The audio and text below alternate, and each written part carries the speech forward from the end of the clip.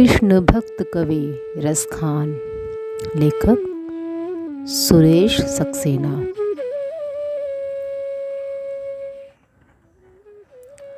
हिंदी साहित्य भक्तिकाल में तथा इससे पूर्व भी गुण और परिमाण की दृष्टि से पर्याप्त प्रतिष्ठित हो चुका था और इसे विरासत में संस्कृत काव्यशास्त्रीय ग्रंथों की अक्षुण्ण परंपरा भी प्राप्त हो चुकी थी, परंतु काव्यांग निरूपण की प्रवृत्ति का इसमें आविर्भाव नहीं था।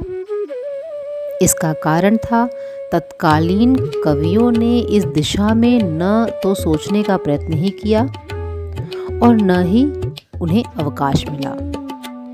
वैष्णव धर्म के व्यापक प्रभाव और प्रसार के परिणाम स्वरूप निर्गुण ब्रह्मवादियों द्वारा निरूपित जटिल दार्शनिक सिद्धांतों तथा कठोर साधना की अपेक्षा भक्ति की सरल पद्धति के प्रति लोग अधिक आकृष्ट हुए।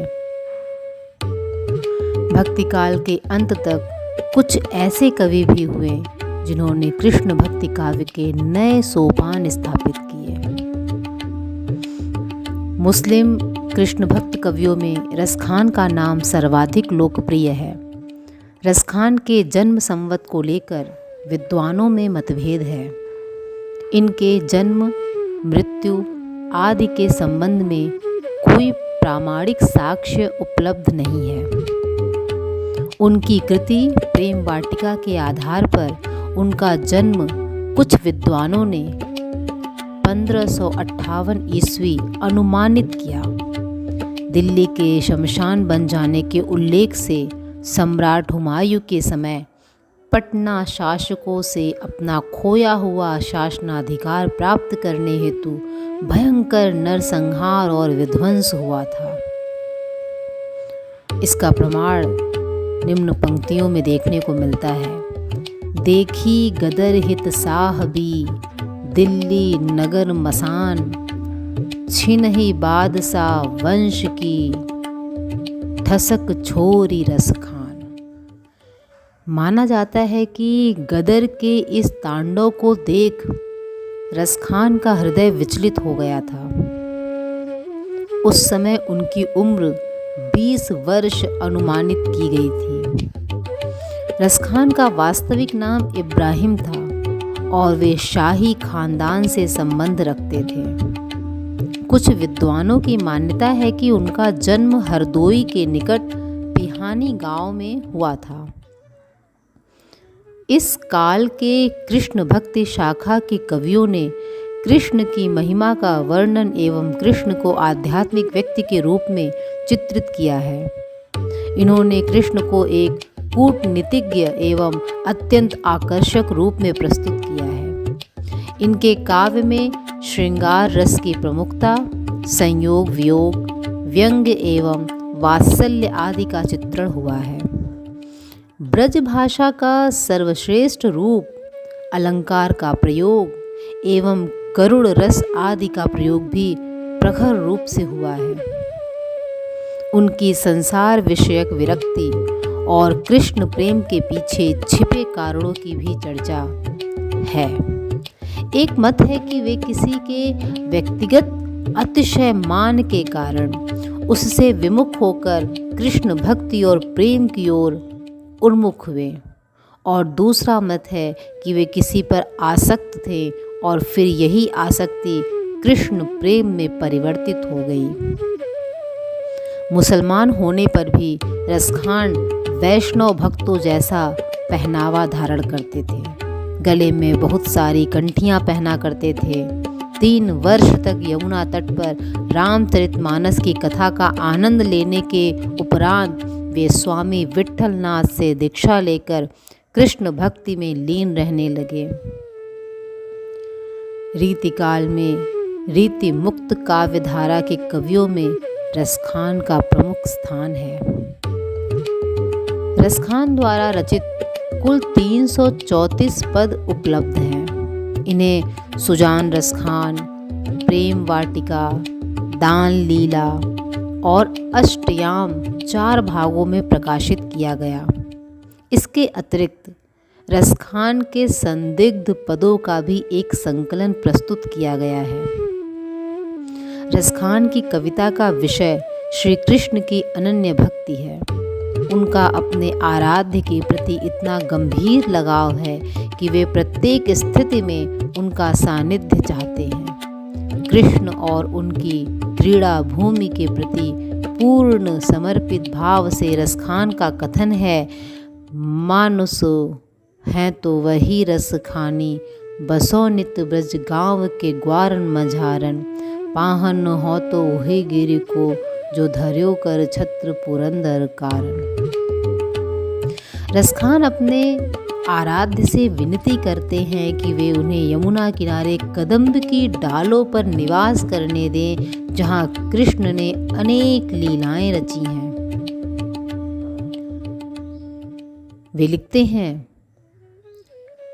सिद्धि समृद्धि सबे रस खानी, लहो ब्रज रेणुका अंग सवारन, खास निवास मिले जो पैतो नहीं, कालिंदी फूल कदम्ब की डारन। रसखान वल्लभ संप्रदाय के अनुयायी थे, अतः उनकी भक्ति वैष्णव पद्धति की थी, लेकिन फिर भी वे किसी विशेष पद्धति से बंधे नहीं थे। सावरे ग्वार के मोह में मगन उनकी बकबिलोकनी मुस्कान पर उन्होंने सब कुछ वार दिया। उसकी लकुटी और अरु कामरिया पर तीनों लोगों का राज्य न्यौछावर था। इस प्रकार रसखान की भक्ति नियमों पर आधारित न होकर भाव पर आधारित है। प्रेम परक भक्ति होने के कारण रसखान के काव्य का प्रमुख रस श्रृंगार है। श्रृंगार के अंतर्गत राधा और कृष्ण के सौंदर्य, रूप प्रभाव, रास लीला, मिलन प्रसंगों और प्रेम क्रीड़ाओं को लेकर रसखान ने बहुत सरस, मधुर और सरल पदों की रचना की है। रस रास सहस रंगीली रसखानी आनी, जानी और जुगती बिलास कियो जन में। रंगीले कृष्ण ने वहां आकर रास लीला की और नृत्य संगीत से आनंद का वातावरण बना दिया। गोपी अपने हृदय की दशा का वर्णन करती है, भूमि गिरी रसखानी तब हरिणी, जिमी बान लगे गिर जाई, टूट गयो घर को सब बंधन, घुरिया अर्ज लाज बढ़ाई। कृष्ण ने प्रेम के बाढ़ चलाए और गोपी अपनी सुध बुध खो बैठी। सारे कुल की लाज छोड़कर कृष्ण को देखती रह गई। रसखान ने फाग लीला में भी कृष्ण और गोपियों के प्रेम की झांकियां प्रस्तुत की हैं। खेलत फाग लखे पिय प्यारी को, तामुख की उपमा किह दीजै, देखती बनी आवे भले रसखान, कहा है जो बार न कीजै। एक गोपी कहती है, हे सखी, मैंने कृष्ण और राधा को फाग खेलते हुए देखा है। उस समय की शोभा की कोई उपमा नहीं दी जा सकती।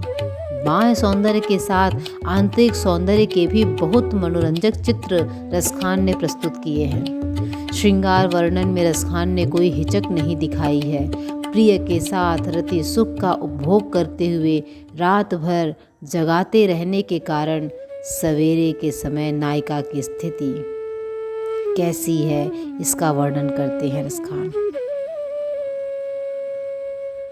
सोई होती पिय की छबिया लगी, बाल प्रवीण महामुद माने, केस खुले छहरे बहरे फहरे, छवि देखत मैन अमाने, नाद रस में रसखान पगीरती, रैन जगी अखियाँ अनुमारे।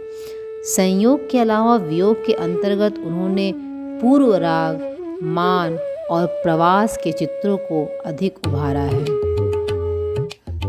कृष्ण की बाल लीलाओं का भी रसखान ने सुंदर चित्रण किया है। धूरी भरे अति शोभित श्यामजू, तैसी बनी सिर सुंदर चोटी, खेलत खात फिरै अंगना पग, पैंज निबाजती पीरी कछौटी।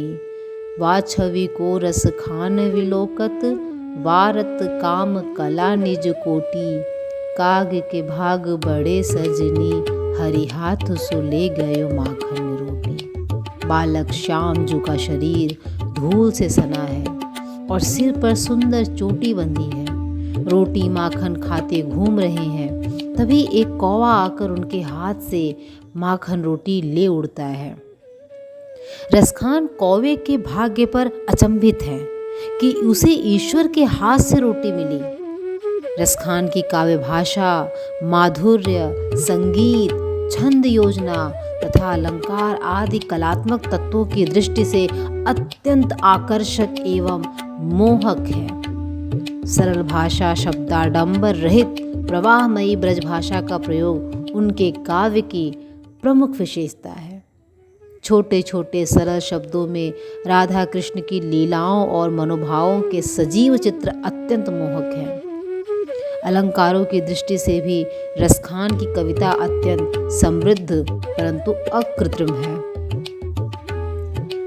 लिखते हैं, ताहि अहीर के छोहरिया, छछिया भरी छाछ पे नाच नचावे।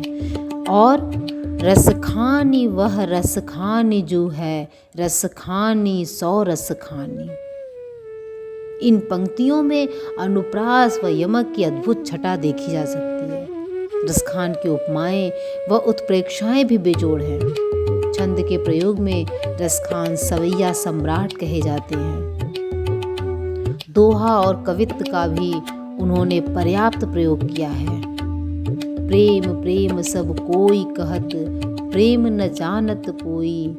जो जन जान प्रेम तो, मेरे जगत क्यों रोई। कमल तंतु सो छीन अरु, कठिन खड्ग की धार। अति सूधो टढ़ो बाहुरे, प्रेम पंथ अनिवार्य।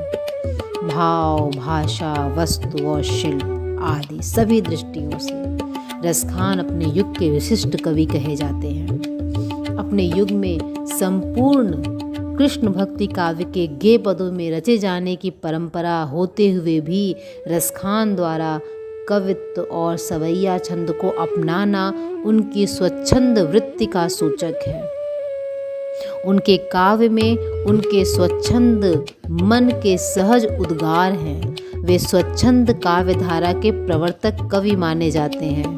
भारतेंदु हरिश्चंद्र ने इनके भक्ति काव्य माधुर्य से प्रभावित होकर लिखा है, इन मुसलमान हरिजनन पे कोटिन हिंदू वारिये।